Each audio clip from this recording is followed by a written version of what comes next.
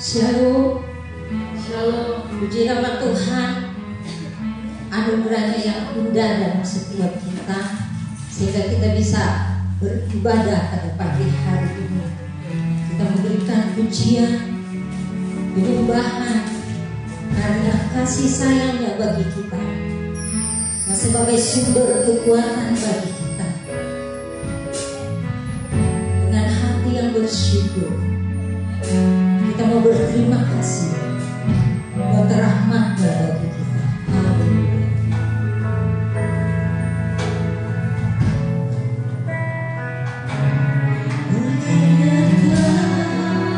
Haleluya. Tuhan, segala benar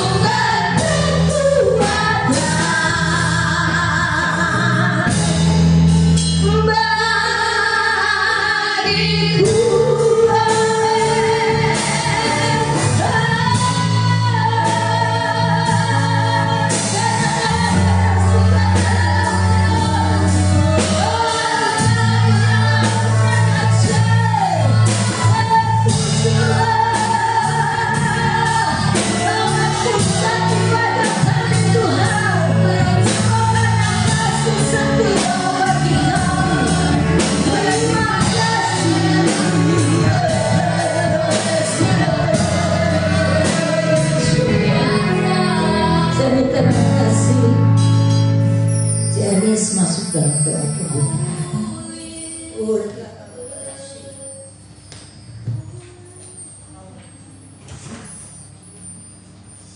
Haleluya Yesus. Segala puji dan hormat hanya bagi Engkau. Terima kasih Tuhan Yesus buat pagi yang indah ini Tuhan. Kami boleh datang Tuhan ke rumah-Mu Tuhan. Kami akan memuji dan menyembah-Mu Tuhan. Oleh karena kasih dan anugerah-Mu Tuhan, kami boleh datang ke sini Tuhan. Kami rindu Tuhan untuk menyembah-Mu Tuhan. Kami percaya Tuhan, Kau urapi kami semua Tuhan di dalam kehidupan kami, baik yang ada yang susah maupun ada yang kekurangan, ada yang sakit. Oleh kami sebentar akan memuji dan menyembah-Mu Tuhan. Mujizat terjadi Tuhan di dalam kami ini, yang di dalam ibadah kami Tuhan Yesus. Terima kasih Tuhan, kasih-Mu yang begitu besar Tuhan kepada kami Tuhan, anugerah-Mu yang luar biasa kepada kami Tuhan. Kami tidak bisa apa-apa kalau tidak ada kasih anugerah-Mu di dalam kehidupan kami Tuhan. Terima kasih Bapa yang baik. Kami juga teringat saudara kami mungkin dalam perjalanan Tuhan, langkah mereka percepat Tuhan, hingga bersama-sama kami akan memuji dan menyembah Engkau Tuhan. Kami percaya Tuhan sertai mereka, dan kami sebentar Tuhan akan memuji dan menyembah-Mu. Bila mana ada yang tidak berkenan dalam penyembahan dan pujian kami bersatu hati, kami tangking hanya di dalam nama Tuhan Yesus Kristus Allah Bapa kami yang selalu menyertai kehidupan kami. Terima kasih Bapak, kami serahkan kepada hanya di dalam nama Tuhan Yesus. Haleluya. Amin. Silakan duduk. Haleluya, sekali lagi shalom. Shalom. Haleluya, baik ada di tempat ini ya, di SPDI Pagaden maupun yang online ya. Biar sukacita surgawi damai sejahtera Tuhan datang bagi kita semua. Philadelphia. Kayak kaget ya. Philadelphia.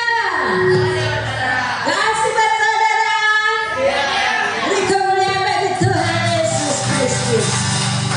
Walaupun kita di dalam lembah gelap, walaupun kita di dalam kesusahan, ya kalau ditanya masing-masing pasti bilang, secara dunia kita katakan semua susah, kayak bunyi kereta api susah gitu ya.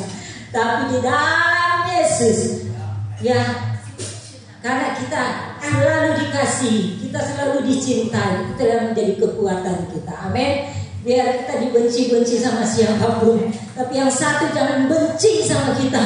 Amin. Tuhan Yesus itu yang paling penting. Siapapun yang melukai kita, tapi Tuhan tidak pernah melukai kita. Itu yang menjadi sukacita kita. Setidaknya itu yang membuat kita menjadi alasan memuji dan memuliakan Dia dengan ketebusan darahnya atas kehidupan kita. Oh, sungguh tak pernah Dia banyak kali semua. Yes,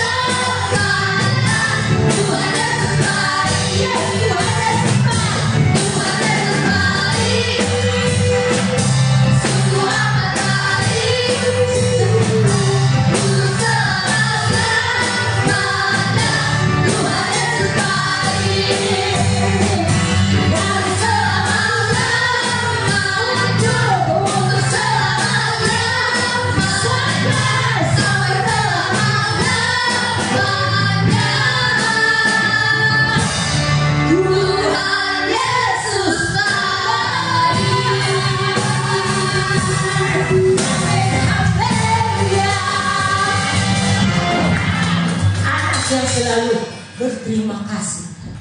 Berterima kasih. Peluk bapak ibunya. Wah, bapak ibunya gemes saja. Walaupun gak ada kejadian, benar gak? Tapi anak yang menyebarkan, ada uang juga kita. Keren gitu ya. Oleh sebab itu mari kita sukakan hati Tuhan. Amin. Kita selalu katakan kasih setiamu yang selalu membuat kami bijak di kepadamu Tuhan. Bijak dalam kehidupan hari-hari kita. Amin. Haleluya. Sehingga berkat itu terus mengalir. Karena berkat itu bukan bicara ini. Berkat itu berbicara pertama itu damai sejahtera, ketenangan, sukacita. Amin. Kita mau terima itu saudara. Kita sama-sama katakan kasih setiamu nyata bagiku. Haleluya.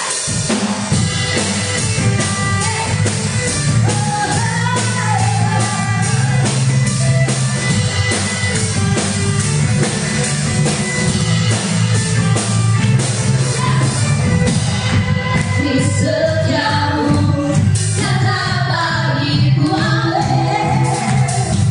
Hikmat kebajikan tersedia bagiku.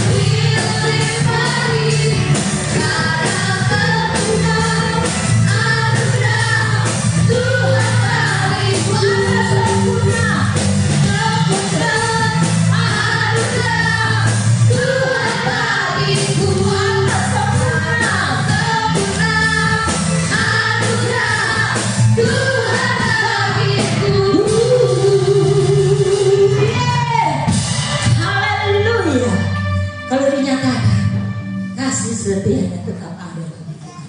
Artinya dia tetap beserta dengan kita dalam musim apapun kehidupan kita, jatuh bangun kita, dia ada bagi kita. Percaya dan jangan takut, jangan gentar. Dia sanggup menolong kita. Dia memberikan damai ketenangan untuk memberikan jalan keluar bagi kita. Dialah pemelihara, dialah perlindungan dan pembelaan kita. Dia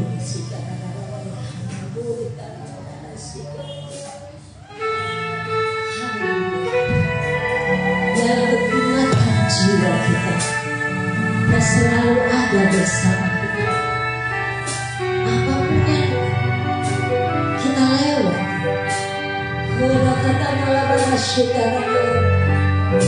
haleluya.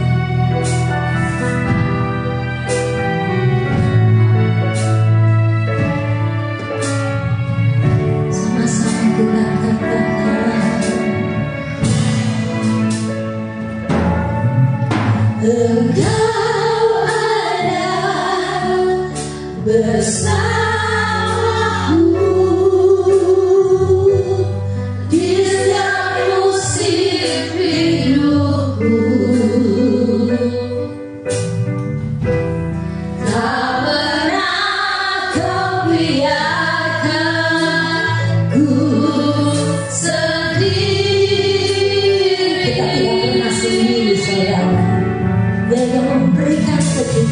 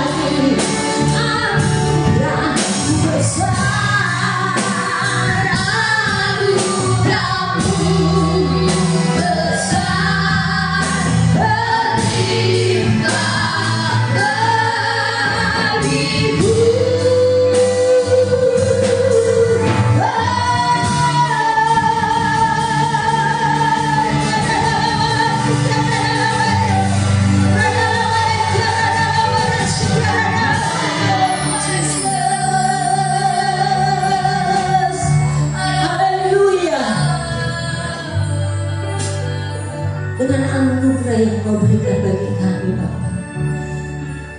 Perkenanan-Mu atas kami, biar kami memiliki hati yang terus mau dibentuk oleh firman.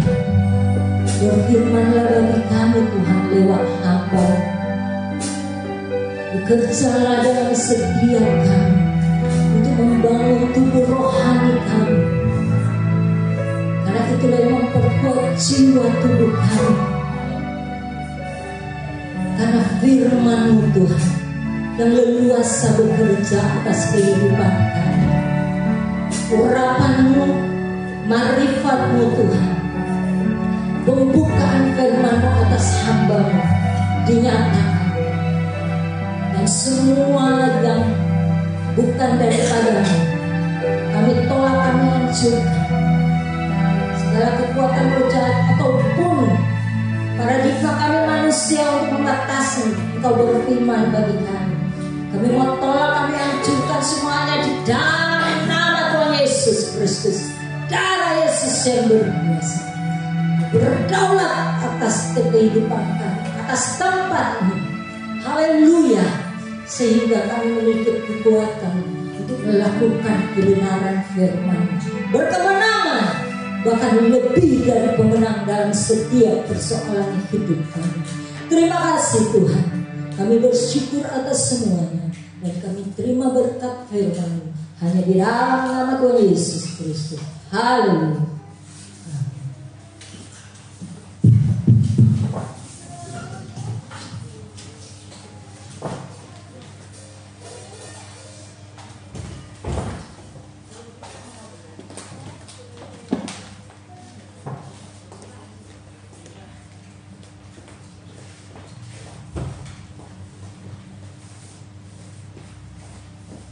Tuhan, shalom saudara yang dikasihi oleh Tuhan. Bermental singa, berhati domba, yaitu merupakan satu moto dari jemaat GSPDI Pegaden, saudara ya. Saudara, hari ini firman Tuhan temanya adalah Efesus 3 ayat 20. Kita baca untuk tema hari ini. Efesus 3 ayat 20. Kita buka semua ya. Kita baca bersama-sama. Ya, kalau sudah menemukan kita baca bersama-sama. 2, 3. Bagi Dialah yang dapat melakukan jauh lebih banyak daripada yang kita doakan atau pikirkan, seperti yang ternyata dari kuasa yang bekerja di dalam kita. Amin. Saudara, ini adalah satu pernyataan dari Tuhan bahwa Tuhan mampu melakukan jauh lebih banyak dari apa yang kita doakan atau kita pikirkan, saudara. Kita berpikirnya mungkin hanya segenggam beras, contoh seperti itu. Tapi Tuhan memberikan sekalung beras. Nah, begitu saudara ya. Kita berpikir mungkin cuma sedikit, Tuhan memberikannya begitu banyak. Lalu bagaimana cara untuk mendapat hal ini, saudara? Ada sebuah kisah di Alkitab. Baiklah kita baca kisah ini, karena kisah ini adalah suatu kisah yang dari seorang yang memohon kepada Tuhan. Lalu Tuhan bilang, itu perkara ringan apa yang kau minta. Aku akan berikan melebihi dari apa yang kau minta. Saudara ya, saya bacakan dalam 2 Raja-Raja 3 ayat 9 sampai 19. Ya, tolong dibuka 2 Raja-Raja 3 ayat 9 sampai dengan 19. Ya, kalau sudah menemukan, kita akan baca bersama secara bergiliran. 2 Raja-Raja 3 ayat 9 saya baca, saudara ayat 10 dan seterusnya secara bergiliran.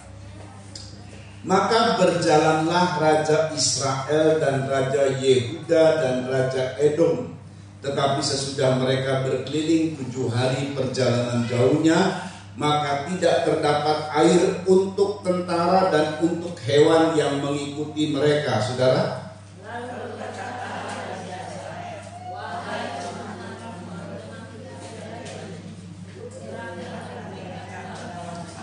tetapi bertanyalah Yosafat, tidak adakah di sini seorang nabi Tuhan supaya dengan perantaraannya kita meminta petunjuk Tuhan?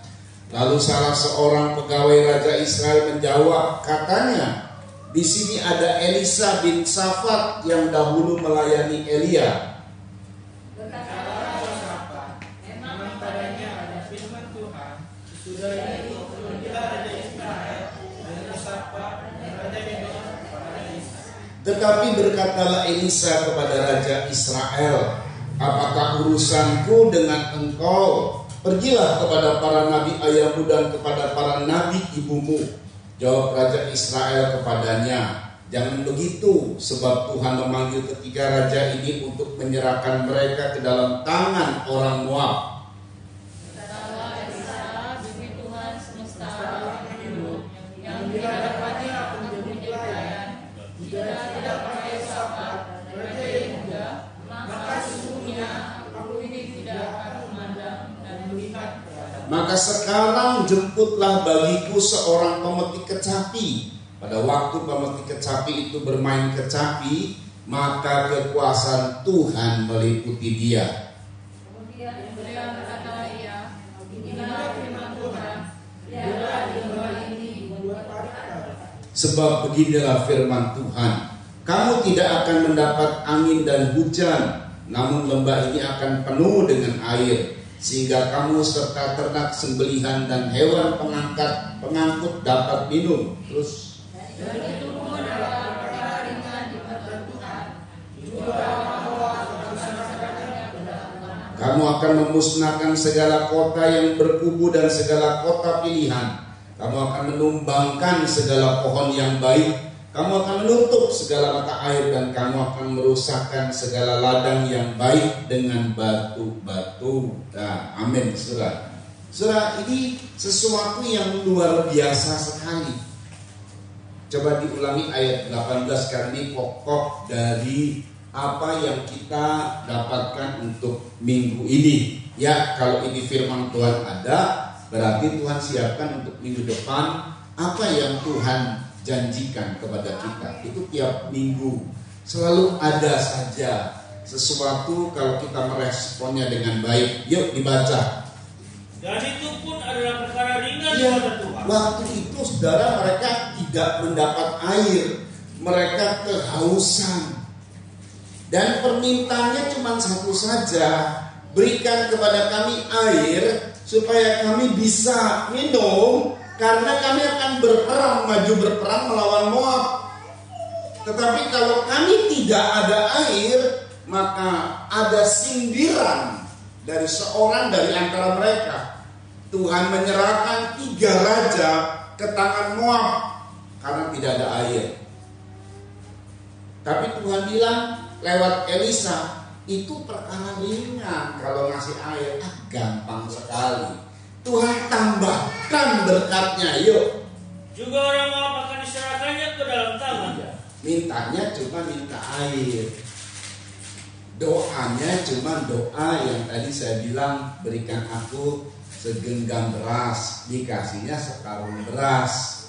Apa yang kau doakan, apa yang kau pikirkan, Allah bisa mengerjakannya, menjawabnya, mengabulkannya, bahkan melebihi daripada apa yang kita doakan dan pikirkan. Nanti kita lihat caranya ini, saudara ya. Jadi kalau mereka itu minta air, tetapi Tuhan bilang, orang Moab pun aku serahkan kepada kamu seluruhnya. Nah, saudara ya, sebab perkara air itu ringan buat Tuhan. Tapi soal orang Moab, ini diserahkan sama Tuhan seluruhnya. Nah saudara, pada saat itu memang ada sebuah prediksi yang salah. Ada 3 raja. Saya sebutkan Raja Israel, Raja Yehuda, dan Raja Edom. Nah, Raja Yehuda ini yang disebut namanya Yosafat. Ulangi, Yosafat. Raja Yehuda ini namanya Yosafat. Raja Edom tidak disebut namanya, Raja Israel tidak disebut namanya. 3 raja ini sudah masing-masing punya kepribadian. Mereka adalah pemimpin. 3 raja ini adalah tipikal model orang. Tiga model orang kalau menghadapi masalah. Nah, masalah waktu itu mereka berperang melawan satu raja doang, satu kerajaan Moab. Apa saudara? Moab. Jadi 3 raja ini saya mau sedikit ulangi lagi. Raja Israel, Raja Yehuda dan Raja Edom ini satu rumpun, satu induk, di mana induknya adalah Ishak. Ishak punya 2 anak, Yakub dan Esau. Yakub itu melahirkan Israel, tapi kerajaan Israel pecah menjadi 2. Israel Yehuda itu sama Israel. Dan Esau menurunkan Edom. Jadi ada satu rahim dari Ribkah. Ishak itu punya istri namanya Ribkah. Saya ulangi. Jadi ini satu rumpun, ini satu kaum, saudara ya, satu kaum, satu nenek moyang. Nah, saudara, ini mungkin kalau kita sebut sekarang adalah satu perusahaan keluarga, kaum, saudara ya, berhadapan dengan Raja Moab atau kerajaan Moab. 3 lawan 1 mah pasti menang 3. Ini prediksi mereka. Makanya mereka langsung berangkat saja. Mereka tidak menyiapkan segala hal. Di tengah perjalanan mereka kehausan. Itu prediksi yang salah. Mereka pikir mereka pasti menang karena tadi disebut mereka 3 lawan 1. Mereka mengandalkan kekuatan. Saya punya duit kok, saya punya modal besar kok, saya punya backingan ada kok, kredit dan lain sebagainya. Ya, dapat kredit begitu atau dapat pinjaman bank, saya punya uang, saya bisa usaha, pasti maju. Ini mah kecil, aku modalnya kecil. Di tengah jalan kehabisan modal, di tengah jalan kehabisan sumber. Di tengah jalan dalam perjalanan dagang, dalam perjalanan bekerja, dalam perjalanan perusahaan ini kehabisan dana, saudara. Kayak begitulah kira-kira. Kelang kabut, saudara. Ini mau habis semua. Nah, ada 3 tipikal. Nah, kalau misalnya diinvest, 3-3-nya lagi invest gitu ya. Raja Edom, Raja Israel, sama Raja Yehuda. 2 raja ini, Edom dan Israel, ini raja yang menyembah berhala. Pemimpin yang bisa dikatakan, boleh dikatakan oleh kita yang non-Kristen lah, tapi dalam satu saham gitu ya, dalam satu usaha. Yosafat saja yang orang Kristen, kira-kira begitu, saudara ya. Biarpun Raja Israel harusnya kenal Tuhan, karena Israel adalah milik Tuhan. Perhatikan baik-baik, saudara. Ketiganya ini punya sikap berbeda-beda. Begitu berhadapan dengan tidak ada air dan mereka kehausan, Raja Israel pesimis. Raja Israel bilang gini, ya kita baca ulang coba yuk di situ. Raja Israel ini pesimis, saudara, bersungut-sungut Raja Israel. Ya, ayat 10. Yuk, ayat 10. Mengatasnamakan Tuhan, menganggap Tuhan mencelakakan, ngomel Raja Israel. Yuk. Lalu berkatalah Raja Israel, Wahai, Tuhan telah memanggil ketiga raja ini. Tuhan telah memanggil ketiga raja ini terus untuk menyerahkan mereka ke dalam tanganmu. Saudara ya. Ini sungut-sungut. Jadi udah pesimis dulu. Udah kalah dah. 3 raja cuma dipanggil oleh Tuhan untuk mati di hadapan orang Moab. Ini pesimis. Raja Edom cicing, diam, nggak merespon. Memang ada orang yang kalau ada masalah selalu pesimis yang didahulukan, ngomel yang didahulukan, sungut-sungut yang didahulukan. Ada lagi yang punya masalah, dia diam saja. Tapi dia nggak berbuat apa-apa, doa juga enggak. Cuman dia jatuhnya jadi malas. Jatuhnya jadi malas kalau Raja Edom. Masalah semakin besar, putus asa, putus harap, dan diam saja, nggak gerak apapun. Nggak ada sedikit pun untuk bertindak. Apa kek gitu, usaha kek, enggak. Ini malas jatuhnya. Itu Raja Edom. Nah yang ketiga ini Raja Yehosafat. Nah gara-gara Raja Yehosafat inilah yang Tuhan akhirnya menolong ketiga raja, menolong seluruh kaum. Yang Tuhan akhirnya doa dari hanya minta air, Tuhan berikan lebih daripada air, lebih daripada yang didoakan, lebih daripada yang dipikirkan. Jadi ada satu raja yang bernama Raja Yehosafat. Nah ini dia menjadi panutan kita, menjadi contoh, saudara ya. Puji nama Tuhan. Jadi saya mau ulang lagi ya. Ini respon kita kalau hadapi masalah, kita tipikal yang mana, model yang mana. Satu, kalau ada masalah, Raja Israel itu ngomel, sungut-sungut, selalu menyalahkan Tuhan. Padahal Tuhan tidak ada urusan di situ. Wahai Tuhan, telah menyerahkan 3 raja pada bangsa Moab hanya gara-gara soal tidak ada air. Saudara, makanya ya di dalam kehidupan ini jangan sok-sok tahu, jangan sok hebat. Baik itu modal kita kecil atau besar, baik kita ini dagang kecil atau besar. Ya dagang kecil pasti kita juga modalnya kecil, cara putar uangnya juga kecil memang. Kadang-kadang kita pengen suntikan dana yang besar. Kadang-kadang saudara ya pengen lagi tambah ini tambah itu, terlalu banyak, kemauannya banyak nuntut. Nanti kalau ada masalah, ini mulailah muncul satu sungut-sungut. Saudara perhatikan baik-baik, jangan jadi seperti Raja Israel, pesimis selalu kalau ngadepin masalah, nyalain Tuhan.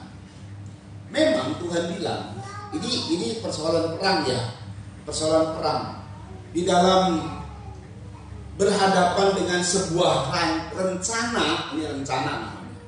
Jangan tindaknya, jangan bertindak gegabah. Saya bilang maupun modal kita kecil atau besar. Lukas 14 ini satu anjuran dari Tuhan. Sebab ada orang kayak begini. Ya, saudara ya. Jadi kalau kita merencanakan sesuatu, kalau kita ingin mengusahakan sesuatu, ingin merintis usaha sesuatu, ingin melakukan tindakan sebuah rencana, mesti bertindak bijaksana, saudara. Lukas 14 ayat 28 sampai 31. Inilah anjuran dari Tuhan. Yuk dibaca. Sebab siapakah di antara kamu yang kalau mau mendirikan sebuah menara tidak duduk dahulu membuat anggaran biayanya? Kalau cukup uangnya untuk menyelesaikan pekerjaan itu. Iya, saudara. Ini rencananya harusnya begitu, menyiapkan dulu anggarannya. Kalau cukup uangnya untuk menyelesaikan, jangan langsung gegabah bertindak. Teruskan. Supaya jikalau ia sudah meletakkan dasarnya dan tidak dapat menyelesaikannya, jangan-jangan semua orang yang melihatnya mengejek dia. Ya, ada seorang pemborong berkata kepada saya begini. Kalau ada orang, ini satu hal ya. Kalau ada orang pengen bangun rumah, maka dia mesti disiapkan double. Kalau misalnya dia menyiapkan bangun rumah 100 juta, ini 100 juta ya, dia mesti menyiapkan 200 juta. Kenapa? Sebab di tengah jalan ada permintaan yang banyak. Itu yang nuntut biaya, saudara. Contohlah, saya juga betulin mobil aja nih ya. Betulin mobil. Karena periksa ini, periksa itu. Waduh, ini perlu nih, ini perlu. Ya sudahlah. Ujung-ujungnya, ya kok gede ya duitnya ya. Tapi sudah dibetulin. clear saya ini. Coba kalau kita bangun rumah gitu ya, bukan bangun rumah lah, betulin rumah aja lah ya. Ini nih, aduh bolong sedikit ini dibetulin ya, ada bolong lagi ya, betulin ya, kan nambah biaya tuh saudara. Kayak begitu. Harusnya kita pada patokan ya sudah itu aja dulu lah. Ini kadang-kadang ada satu ambisi saudara. Makanya kita harus duduk baik-baik, rencanakan yang matang-matang. Sebab kalau sudah bangun dasar, saya pengen nanti tinggi banget itu rumah saya ya. Jadi dasarnya kan masih dalam. Itu habis semua duitnya hanya bangun dasar. Ya duitnya habis. Bangun atasnya nggak bisa. Udah kehabisan duit sama bangunan dasar yang bentuknya tidak ada. Iya kan kalau kita bangun dasar kan nggak ada bentuk. Cuman paling yang tinggi, paling yang berbentuk cuman besi-besi ke atas tuh. Besi-besi ke atas dari dasar terus ke atas. Kalau panjang yang tinggi doang besi-besi, ya cuma begitu aja, kehabisan duit. Terus Syamil berkata, ya, orang itu mulai mendirikan, tetapi ia tidak sanggup menyelesaikannya. Ia tidak sanggup menyelesaikannya. Terus Atau raja manakah yang kalau mau pergi berperang melawan raja lain, supaya ia sudah menyelesaikan dasarnya, jangan-jangan semua orang melihat mengejek dia. Ini kayak tadi nih, wah kita siap 3 raja, begitu di tengah jalan kehabisan air. Memang enak, perang memang pakai pedang sama tombak, tapi kan butuh air. Nah ini nggak disiapkan sama mereka. Di daerahnya mana begitu? Nah kalau daerahnya ada mata air oke. Padang gurun mungkin nggak siap air. Itu pernah terjadi di perang salib, saudara. Ada satu raja, saya lupa namanya raja apa. Itu begitu sombongnya dia, raja Inggris. Tadinya Yerusalem itu milik kerajaan Inggris. Gara-gara si Sentro ini, dia kirim pasukan puluhan ribu di padang gurun. Ya kehabisan air, kekeringan, habis semua. Puluhan ribu dibunuh. Kalah makanya di perang salib. Karena mereka pakai salib. Bendera-benderanya pakai salib, makanya disebutnya perang salib. Saudara ya, itu sombongnya. Nggak memprediksi, udah tahu di padang gurun. Mereka nggak terbiasa di padang gurun. Sedangkan orang-orang musuhnya memang sudah terbiasa di padang gurun. Terjadi kekalahan. Atau raja manakah? 31 yuk. atau raja manakah yang kalau mau pergi berperang melawan raja lain, tidak duduk dahulu untuk mempertimbangkan, Ya. apakah dengan 10.000 orang ia sanggup menghadapi lawan yang mendatanginya dengan 20.000 orang? Ya, saudara ya. Nah ini kalau dalam rencana apapun, jangan gegabah. Jangan gegabah, saudara. Yang tahu tentang hidup kita itu siapa? Tuhan. Harusnya kita selalu bertanya sama Tuhan. Ini main pergi aja. Nggak taunya betul, salah prediksi. Kehabisan air. Itu hampir mati semua. Sering. Nah begitu ada masalah, ya gini loh. Kita memang oke lah. Kita ada saja pasti masalah ya. Kadang-kadang kita invest, kadang-kadang usahanya mau maju lagi nih, tambah apa gitu ya. Udah maju lagi nih, malah gak laku. Nah gitu ya. Tapi tetap jalan keluarnya itu dari Tuhan. Tuhan bisa melakukan perbuatan ajaib. Amin. Asal, nah ini mesti pakai asalnya. Kita harus ikuti apa yang Tuhan mau, saudara ya. Nah, saudara perhatikan 3 raja ini atau tipikal dari 3 raja, ada 3 pemimpin atau 3 model. 3 model manusia kalau ngadepin masalah. Yang satu pesimis. Mari kita buang dalam hidup kita sikap pesimis dan menyalahkan. Amin. Buang. Yang poin kedua, Edom, diem.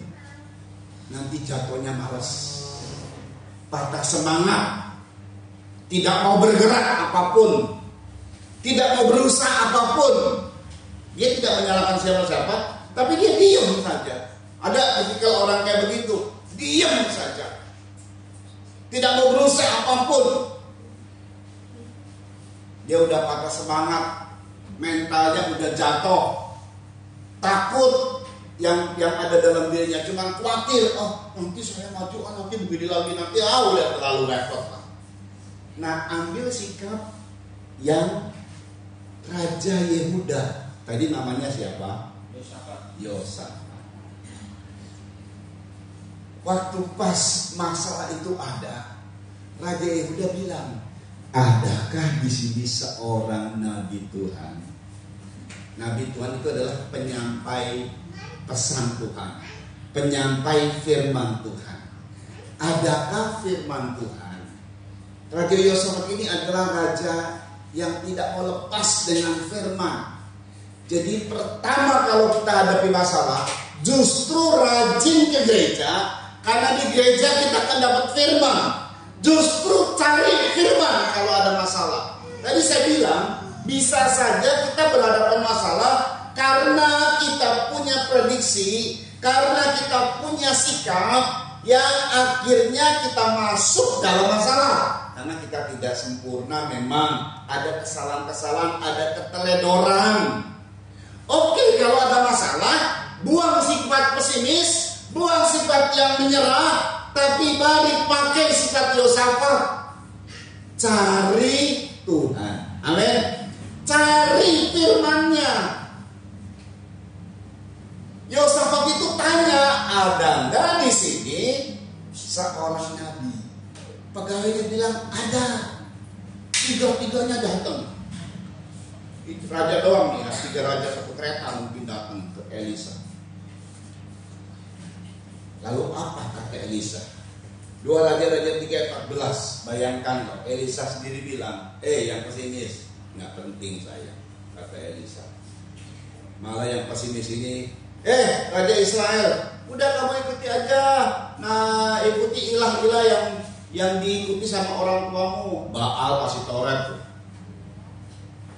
Raja itu nggak diomongin. Orang-orang malas begini ngapain dipakai.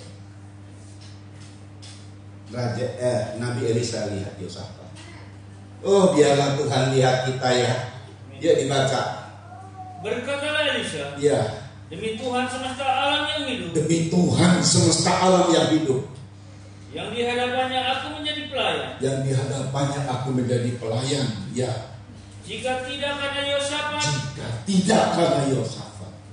Raja Yehuda. Ya. Maka sesungguhnya aku ini tidak akan memandang dan melihat kepadamu. Sesungguhnya aku tidak memandang dan melihat kalian semua. Mari kita lihat dulu sebelumnya Yosafat lakukan apa. Yuk. Tadi sebelumnya yuk. Ini menarik sekali. Sederhana sekali. Ayat 11 yuk. Sekarang ayat 11-nya dulu. Tetapi bertanyalah Yosafat, tidak adakah di sini seorang nabi Tuhan? Tidak ada di sini seorang nabi Tuhan.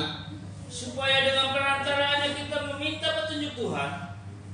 Lalu salah seorang pegawai Raja Israel menjawab, katanya, di sini ada Elisa bin Shafat yang dahulu melayani Elia. Terus berkatalah Yosafat, memang padanya ada firman. Nah, memang pada Elisa ada firman. Yuk kita ke sana cari firman. Yosafat itu cari firman. Haleluya. Terus sesudah itu pergilah Raja Israel dan Yosafat dan Raja Edom kepada Elisa. Ya. Kalau untuk Raja Israel tarik. Terus. Ya. Tetapi berkatalah Elisa kepada Raja Israel, Ya. apakah urusanku dengan engkau? Ya. Pergilah kepada para nabi ayahmu, Ya. dan kepada para nabi ibumu. Terus. Jawab Raja Israel kepadanya, Ya. jangan begitu, sebab Tuhan memanggil ketiga raja ini untuk menyerahkan mereka ke dalam tangan orang Tetap tua. ngomongnya pesimis. Udah di hadapan Elisa. Jangan begitu dong. Kita dipanggil oleh Tuhan. Salahin Tuhan. Tuhan memanggil kita untuk diserahkan pada orang mau. Tuhan bilang di surga enak aja loh. Saya panggil, saya suruh perang kalian. Enggak, maunya sendiri. Maunya sendiri untuk perang. Kita ini suka nyalah-nyalahin Tuhan. Padahal ini kita maunya sendiri, egonya kita sendiri. Kalau bukan karena Yosafat, biarlah ini terjadi begini. Kalau bukan karena saudara, Tuhan tidak mau tolong. Oleh karena saudara, Tuhan mau tolong. Tuhan tolong keluargamu, Tuhan tolong bisnismu, Tuhan tolong kaummu. Kaum loh ditolong. Luar biasa ya. Jadi gini saudara ya, kadang-kadang satu keluarga ada satu orang Kristen, satu orang Kristen malah mundur. Oh enggak gini lah, satu keluarga 4 orang Kristen, satu bukan orang Kristen. 4-4-nya mundur gara-gara yang satu bukan orang Kristen. Ngaco namanya.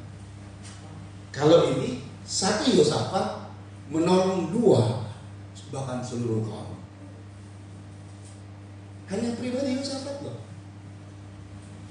Luar biasa ya. Iman Yosafat itu menularkan berkat, menyebarkan berkat, berdampak pada sekitar. Tuhan mau memang setiap pribadi kita. Makanya ada satu ayat begini, engkau dan seisi rumahmu diselamatkan. Perhatikan ya, engkau cuma sendiri, tetapi dari sendiri ini seisi rumah bisa diselamatkan. Jadi ini mempengaruhi sekitar, mempengaruhi kaum, mempengaruhi keluarga. Ya tapi kalau kayak Raja Israel pesimis terus, boro-boro diselamatkan sama Tuhan. Harus Yosafat, cari Tuhan, cari firman, lakukan firman Tuhan. Lakukan firman Tuhan. Amin saudara. Yosafat ini adalah orang yang melakukan firman. Kita baca. Hidupnya benar. Yosafat ini hidupnya benar. Ya, dia suka akan firman Tuhan. 1 Raja-Raja 22 ayat 43. 1 Raja-Raja 22 ayat 43. Ini yang namanya Yosafat. Saudara ya. Yuk.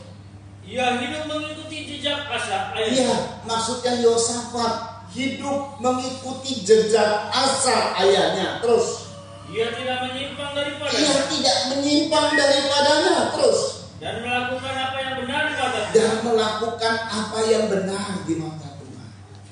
Dari Yosafat, ini kalau misalnya ini invest, tadi kan saya bicara mengenai keluarga. Kalau dia invest, Yosafat, Raja Edom, Raja Israel invest, ada teman-teman bisnisnya yang kebetulan bisnis lagi lesu. Semua dana suntikan sudah habis, mau disuntik lagi bisa bangkrutin yang lain.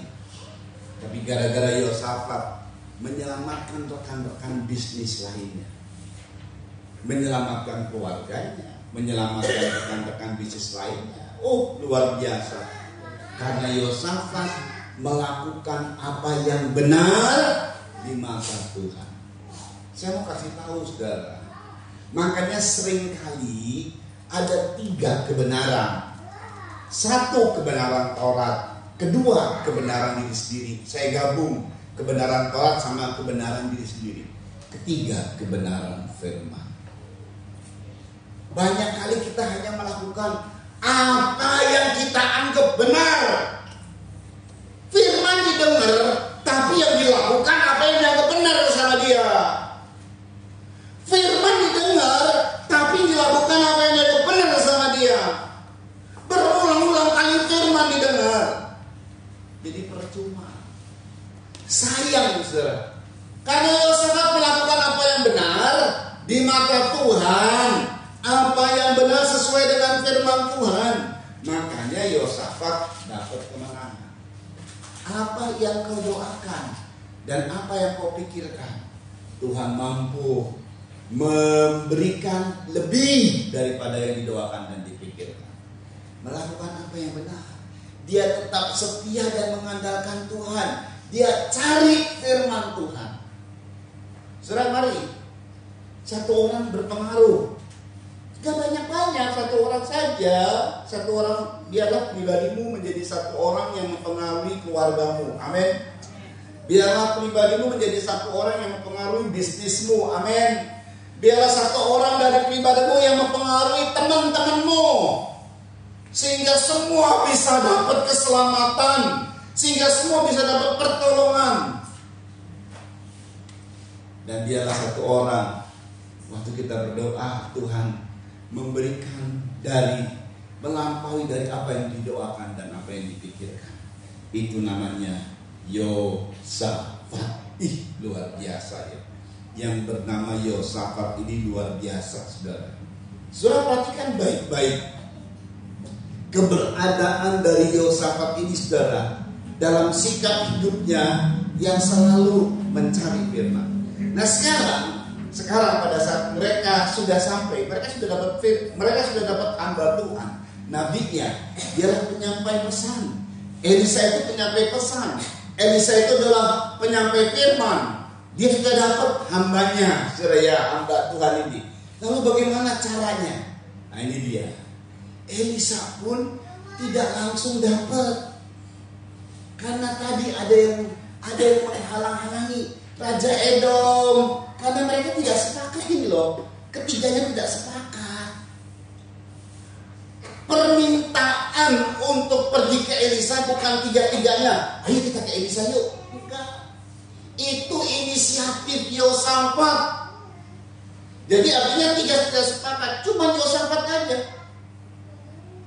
Begitu sampai di Elisa pun, si pesimis ini yang Raja Israel masih ngomong pesimisnya. Raja Edom cici. Jadi kan harusnya memang terjadi sebuah terobosan, terjadi sebuah kedahsyatan.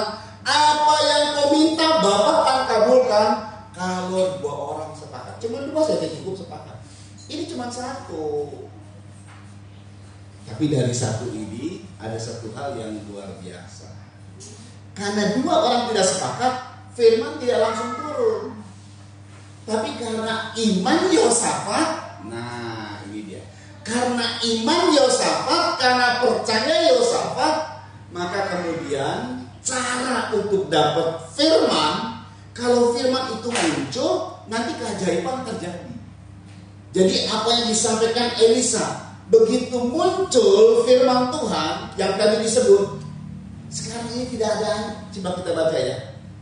Bisa hebat ini. Lihat ya, ini kalau firman muncul, firman itu penuh dengan keajaiban di tengah-tengah halangan-halangan dan masalah-masalah. Kita baca nih. Ini firman sudah muncul ya. Kita baca ayat 16, ayat 15 ya. Ayat 15 dulu dari raja-raja tadi ya. Ayo. Maka sekarang ya. Jemputlah bagiku seorang pemetik kecapi. Nah, untuk menghadirkan firman, maka harus ada pemetik kecapi. Ya, terus dulu di situ. Pada waktu pemetik kecapi itu bermain kecapi, Ya. maka kekuasaan Tuhan meliputi dia. Ya. Kemudian berkatalah ia, Perhatikan. beginilah firman Tuhan. Ya. Biarlah di lembah ini dibuat parit-parit. Biarlah di lembah ini dibuat parit. Parit itu tahu kan ya? Parit tahu kan ya? Jadi nanti digali supaya nanti nampung air itu parit-parit, tahu ya, saudara ya. Terus Sebab beginilah firman Tuhan, kamu tidak akan mendapat angin dan hujan. kan lucu. Kamu tidak mendapat angin dan hujan. Kita sudah buat paritnya untuk menampung air, tapi kamu tidak dapat hujan. Kamu tidak dapat angin. Saudara, kalau ada mendung, ada angin, baru hujan. Ada mendung, tidak ada angin, nggak membelah tuh. Ya begitu saja terhilang. Ada hujan. Hujan itu nanti dari angin, terciptanya mendung dan angin. Kamu tidak dapat angin, tidak dapat hujan. Lah bagaimana airnya dapat dari mana? Itu namanya ajaibnya Tuhan. Kalau sudah firman bekerja, keajaiban terjadi. Biarpun ada banyak halangan, tidak ada angin, tidak ada hujan. Buat parit, loh nggak ada angin, nggak ada hujan, buat aja terjadi keajaiban. Terus. Namun lembah ini akan penuh dengan air. Terus. Sehingga kamu serta ternak sembelihan dan hewan pengangkut dapat minum. Waduh, luar biasa, saudara. Mereka haus. Tuhan bilang buat parit. Nggak ada angin, nggak ada hujan. Oh, lembah ini penuh dengan air. Dari mana? Jangan dipikirin. Biar itu bagiannya Tuhan. Amin.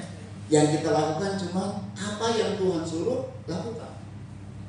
Apa yang Tuhan suruh lakukan. Jangan sakit hati, lakukan. Jangan sakit hati. Ampuni orang, lakukan. Ampuni orang.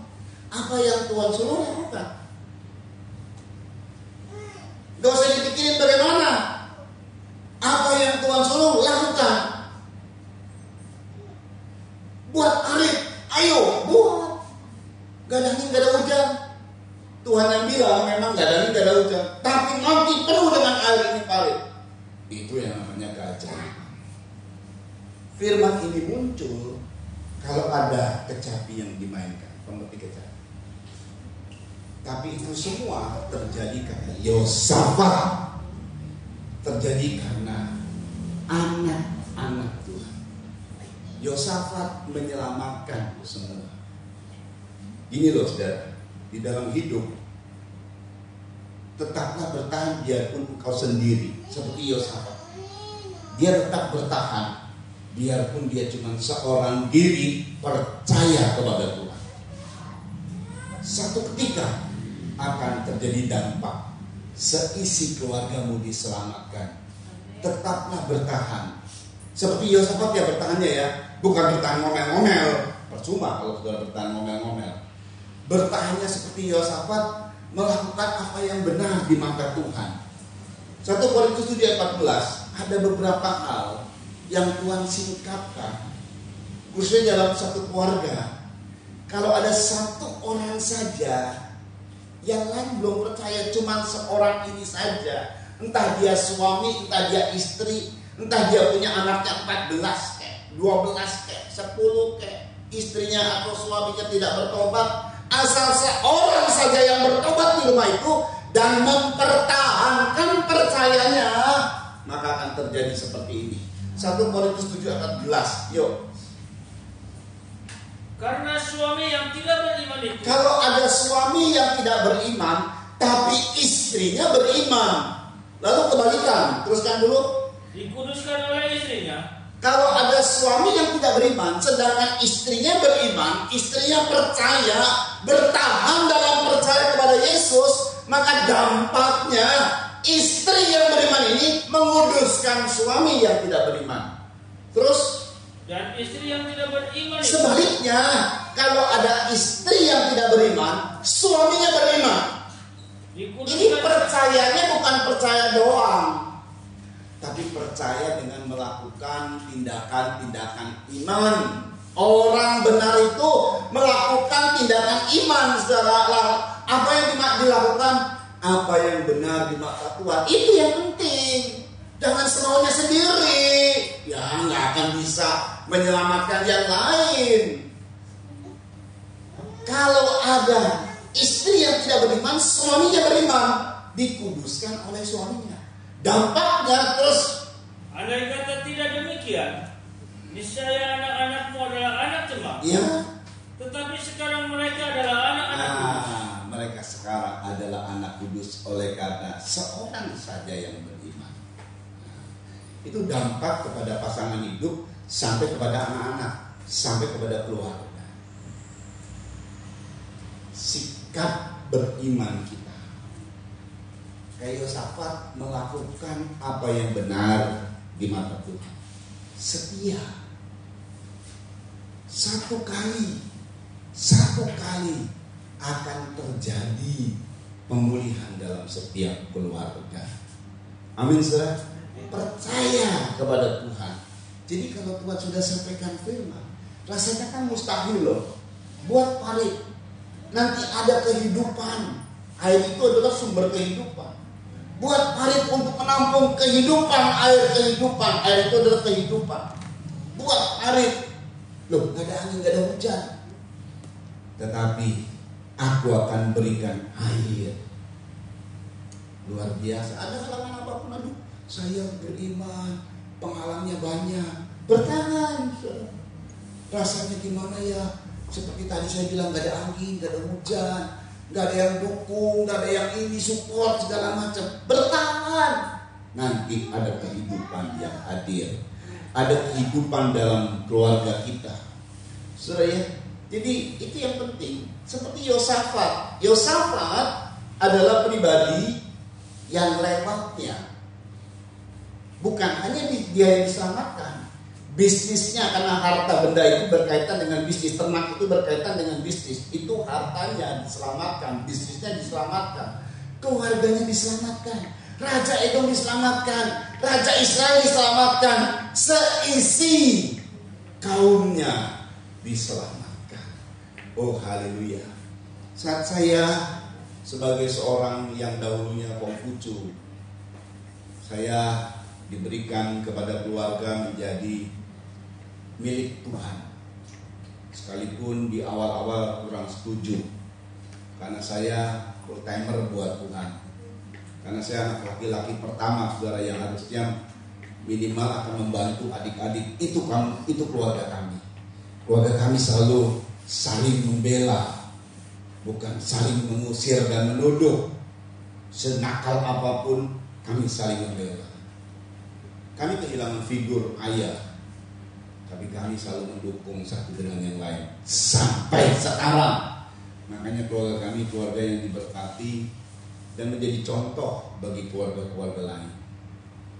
Ya, kami pelayanan di GBS di Solo, mereka lihat dia ya keluarga yang diberkati, kakak beradik melayani bersama-sama. Indah, keponakan melayani bersama-sama.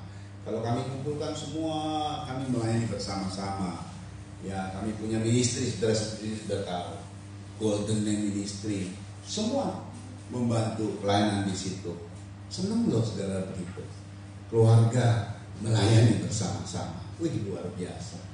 Ya saudara ya, biarpun mama sudah meninggal, tetap kami akur satu dengan yang lain. Makanya terus berkat mengalir. Makanya terus terjadi sesuatu yang dahsyat. Nah itu karena pelayanan keluarga itu penting, saudara ya. Tidak ada satu sama lain saling bontok-bontokan antara kakak adik. Semua saling apek, semua saling akur karena ada kasih Kristus dalam diri kami. Jangan cuma firman masuk kuping kanan keluar kuping kiri. Saudara, gara-gara Yosafat. Tetapi untuk ini, karena tadi ada ketidaksepakatan, maka Elia butuh pemicu. Lewat apa? Panggil pemetik kecapi. Lewat kecapi waktu dialunkan, barulah firman datang. Kalau udah bentuknya firman, itu berarti keajaiban datang. Itu berarti pertolongan datang. Pesannya. Jadi kalau saudara dapat pesan dari Tuhan secara pribadi, namanya Rema itu, engkau akan berkati. Itu udah pesan. Itu keajaiban. Sebenarnya buru-buru diberkati, modal udah mau habis. Nah tadi angin tidak ada, hujan tidak ada, tapi buat parit akan ada keajaiban. Gitu cara responnya. Aku diberkati, sudah Tuhan bilang di dalam hatiku. Ya, karena kau ibadah aku diberkati. Kita dapat dari hati. Tapi besoknya secara kita lihat kok nggak ada kenyataannya. Gak, tenang saja. Tenang saja. Seperti tadi tidak ada angin, tidak ada hujan, tapi ada air. Awalnya memang ada halangan selalu. Tapi halangan itu akan dilalukan oleh Tuhan, terjadi keajaiban di tengah-tengah adanya halangan. Percaya diberkati, percaya. Jangan ragu ragu. Begitu saudara, waktu dengar firman, secara pribadi Roh Kudus bicara kepada saudara. Secara pribadi Roh Kudus bicara kepada saudara. Amin. Nah kalau nggak bicara berarti sudah ada yang keliru. Kau tidak menyiapkan hati, hatinya sudah rusak, hatinya banyak sakit hati sih. Jadi nggak jelas suara Tuhan dalam dirimu, saudara ya.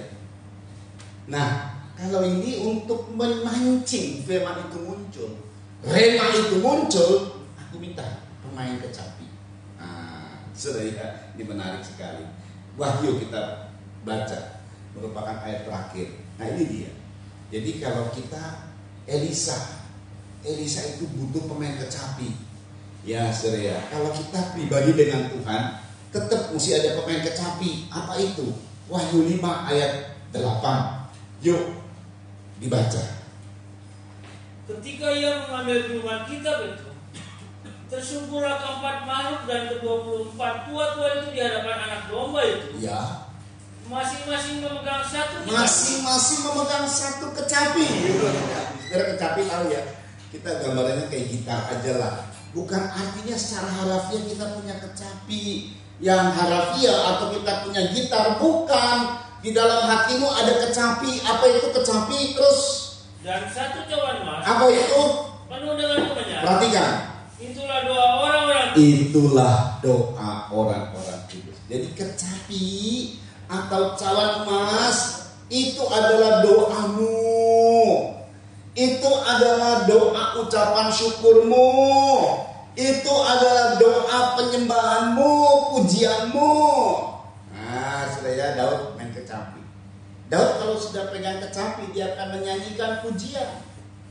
Tuhan adalah gembalaku. Nah, gitu saudara. Daud kalau pegang kecapi dia pujian. Jadi gambaran Daud itu memang menjadi sebuah gambaran sampai pada kitab Wahyu. Ada permainan kecapi.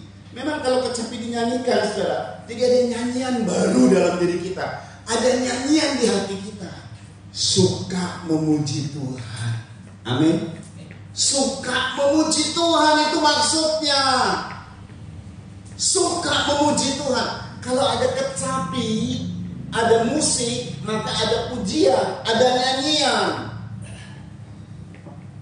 Jangan suka ngomel-ngomel, suka memuji Tuhan. Di situ nanti firman Tuhan datang. Kalau Yosafat perlu perantara Elisa. Elisa perlu perantara pemain kecapi. Kalau kita di perjanjian baru, Elisa itu nabi Tuhan. Kita hanya nabi Tuhan itu hanya penyambung lidah bagi Tuhan. Kita nggak terlalu mengandalkan nabi Tuhannya. Karena kita mengandalkan Tuhan. Amin. Jadi Elisa itu gambaran dari Tuhan pribadi yang sudah dalam hati kita. Tetapi kadang-kadang Tuhan mau menyampaikan, melakukan kuasanya kalau kita suka memuji dan menyembah Tuhan. Maka di situ ada keajaiban. Amin saudara. Kita suka memuji dan menyembah Tuhan. Amin. Kita suka memuji dan menyembah Tuhan. Jangan ngomel terus tiap hari. Ayo lagi masak, dengerin lagu pujian, sambil nyanyi lagi masak, sambil ngomong adik kita, anak kita nyanyi, sambil dagang di hati selalu nyanyi, biarpun suaranya parau tapi nyanyi saudara. Itu Tuhan yang lebih suka, memuji Tuhan. Karena kalau ini ada perantara Nabi Elisa. Kalau kita nggak perlu perantara, kita perantara cuma satu, Yesus Kristus. Adanya di mana Yesus? Dalam hidup kita. Tapi dia akan menjadi firman yang berkuasa kalau kita memuji Tuhan. Elisa, bukan Elia, Elisa, dia bisa dapat firman karena ada pemetik kecapi. Kita, Yesus bisa lakukan. Dia pribadi firman. Waduh, dia sudah semuanya. Cuman kalau dia mau aktif mengerjakan keajaiban, ditunggu permainan kecapi kita, ditunggu doa-doa ucapan syukur kita, ditunggu pujian penyembahan kita. Amin saudara.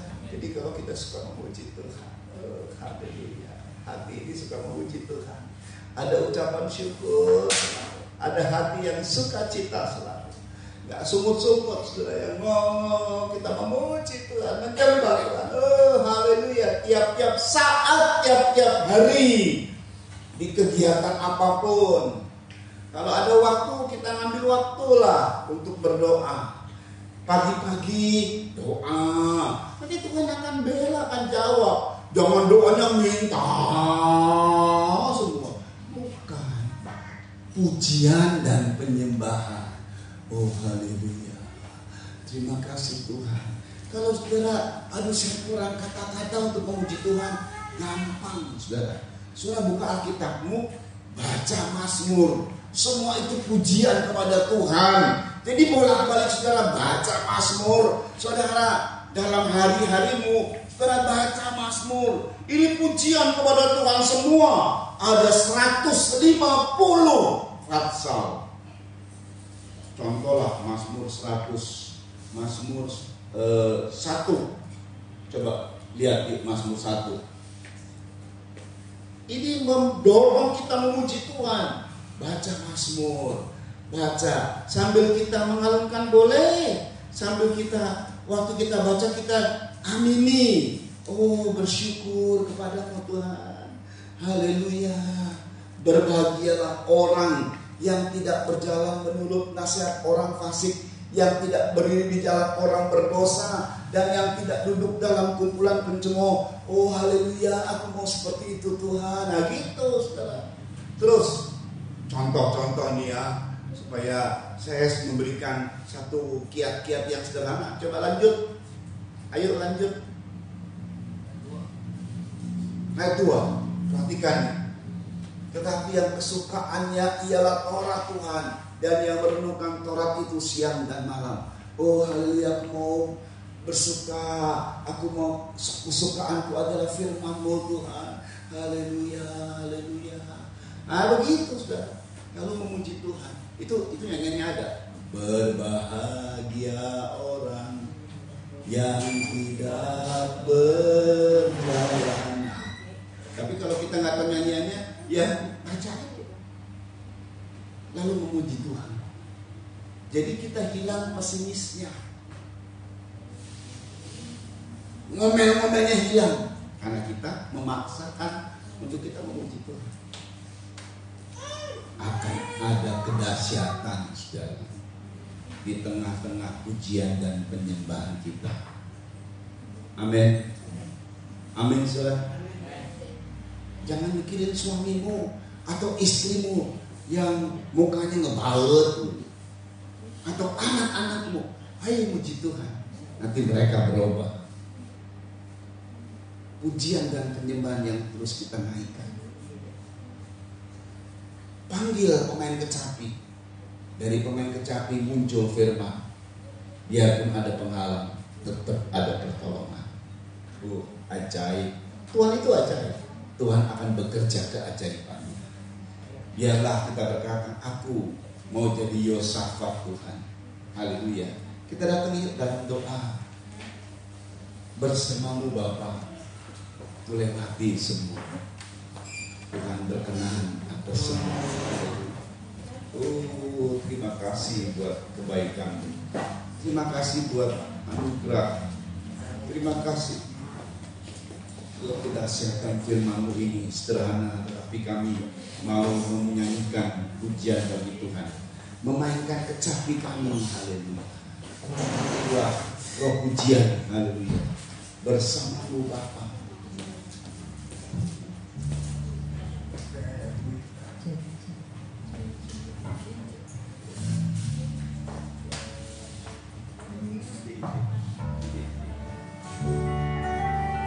Engkau ada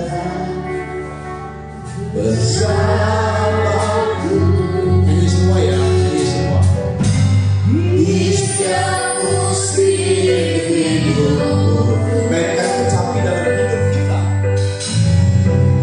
Tak pernah kau biarkanku sendiri.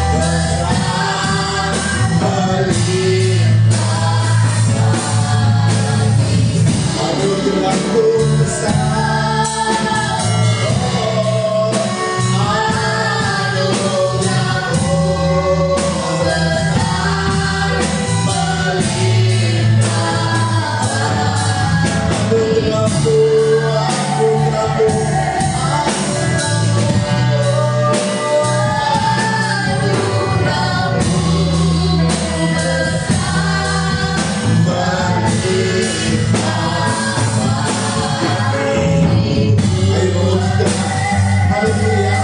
Katakan haleluya. Ayo memuji Tuhan semua. Haleluya. Syukur bagimu Tuhan.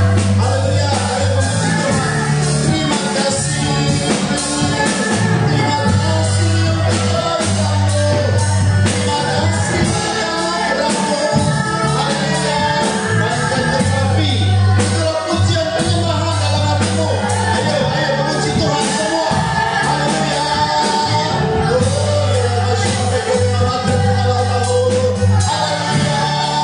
Sampai firman, sampai rela kau alami. Haleluya. Yes, yes, yes.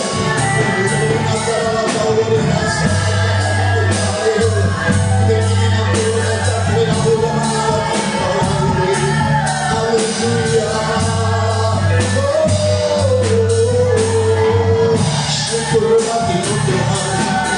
Syukur bagimu. Engkau baik, sungguh baik, amat baik. Haleluya. Yes, yes, yes.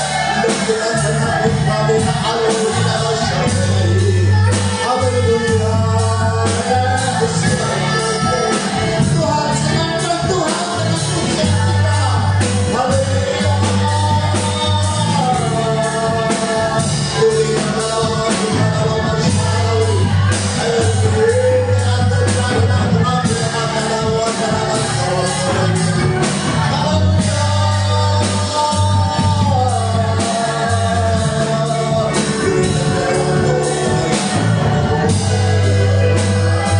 Terima kasih untuk keajaiban-Mu. Terima kasih buat rema firman-Mu Tuhan. Terima kasih buat anugerah-Mu. Terima kasih, terima kasih, terima kasih untuk apa yang Kau kerjakan melampaui dari apa yang kami doakan dan pikirkan. Kami percaya seminggu ini kami akan dapat ini Tuhan. Tak kala kami ada pujian penyembahan dalam hidup kami, tak kala kami melakukan apa yang benar di mata Tuhan. Haleluya. Seperti Yosafat, maka bisnis kami diberkati. Haleluya. Maka kaum keluarga kami diberkati. Haleluya. Oh ya Allah, syakadina bilaman kadir. Ayo kepada latih kenali. Dan kami mendapatkan kemenangan dari-Mu. Dengan adro hidayah asyik pranama prade. Terjadi atas kami. Terjadi atas kami. Haleluya. Yes, haleluya. Tak kala kami mainkan kecapi dalam hati kami, dalam hidup kami, doa pujian penyembahan kepada-Mu Tuhan. Oleh Allah senagurilah galau. Yes, alihir obialan. Berkati Tuhan semua yang hadir. Terima kasih juga yang hadir di live streaming diberkati. Terima kasih buat apa yang Kau kerjakan bagi kami. Ampuni kami dalam kesalahan sikap perbuatan kami Tuhan yang tidak menyenangkan hati-Mu. Ampuni kami Tuhan Yesus. Dan kami mau hidup kami seperti Yosafat, tidak pesimis seperti Raja Israel, atau tidak putus asa atau patah semangat seperti Raja Edom. Yang kami inginkan adalah seperti Raja Yosafat, melakukan apa yang benar, setia kepada Tuhan. Haleluya. Oleh karena Yosafat, oleh karena kami, maka ada pertolongan. Bahkan seluruh yang kami doakan, Engkau menjawabnya melampaui dari apa yang kami doakan dan pikirkan. Nama Tuhan dipermuliakan. Sungguh hebat, sungguh dahsyat, sungguh ajaib kuasa. Berkati semua yang hadir. Demikian juga pemerintah kami, berkati Tuhan untuk mereka. Haleluya. Di dalam nama Yesus Kristus. Untuk Kecamatan Pegadaian diberkati, Pak Camat, Muspikanya.